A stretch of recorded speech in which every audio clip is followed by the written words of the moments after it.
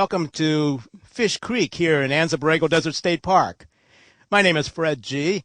I'm a retired ranger here, been here 34 years, looking at this wonderful park and all the geology that is making it the unique area that it is.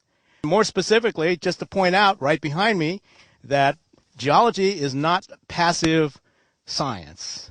Geology and the world is dynamic. And this is a recent rockfall that probably is less than a year old, even less than that, that's fallen off the cliff faces off to my right here. These cliff faces had been upright for 34 years, ever since I've been here, and now very recently I come in here and hello, we just had a rockfall that's created some fresh surfaces, both on the upper cliff face, specimens that you can get to right face level. Now, if we get closer looks at those different levels and layers, we'll see that a lot of them look very similar. At the very base, we have, much like this rock here, the texture, that is your average grain of material that makes up the rock. This is very low sand-sized material. It's come from a terrestrial origin. That is, it wasn't dropped here by water flows or giant lake beds or part of the sea. This is probably slowly washed in by flash flooding or blown into the area here from a direction that we don't know at this time. We think this rock type here, which is the oldest of the beginnings of the aging of our strata that makes up the history of the Split Mountain Gorge, is around the 6 million year mark. So we're looking at Pliocene moving into the Pleistocene as far as a time frame that you could look up on your geologic map. In geologic time, this is but a blink of an eye. It's all part of more recent activities of the process of creation and erosion and more creation and more erosion that makes geology what it is.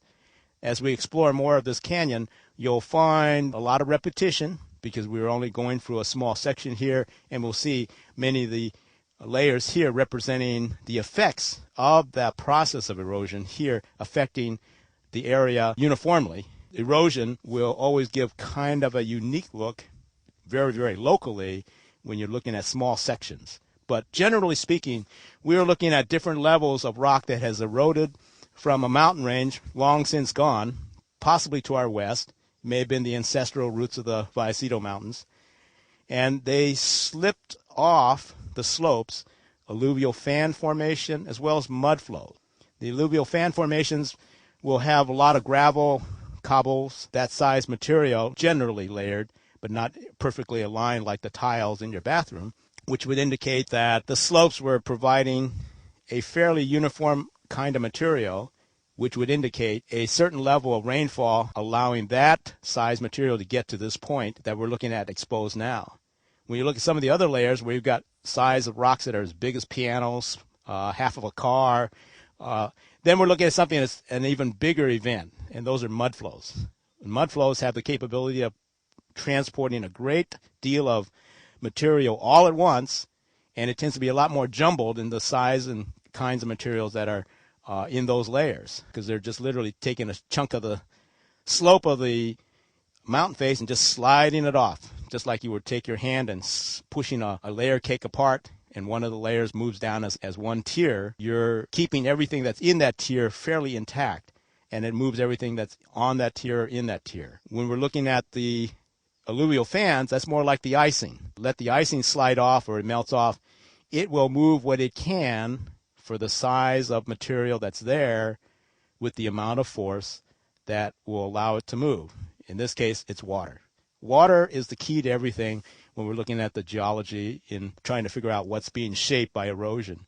And in arid lands, alluvial fans are great grading devices. They grade the rock by size and weight from the nearest point closest to the cliff base to the farthest point where only clay and silt is found in some of our alluvial fans, like in Clark's Dry Lake, which is in our north. Since this is the beginning of the canyon, it seems fitting that we would start here to talk about what's shaping the canyon, what are the processes involved in shaping this canyon, and what are we looking at.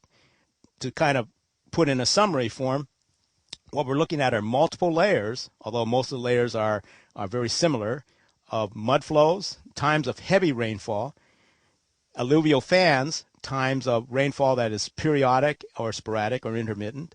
And then down to the very bottom of the cliff face here, where you hardly see any fragments of rock in it at all, we had more wind-blown materials washing in or blown in, either by light flash flooding or just constant wind action. Very terrestrial, that is not out of the sea, not out of a lake. We're looking at terrestrial processes, wind action, moving similar sized sand grains, and that's the lowest level there. And that's the oldest stuff in the beginning of this canyon.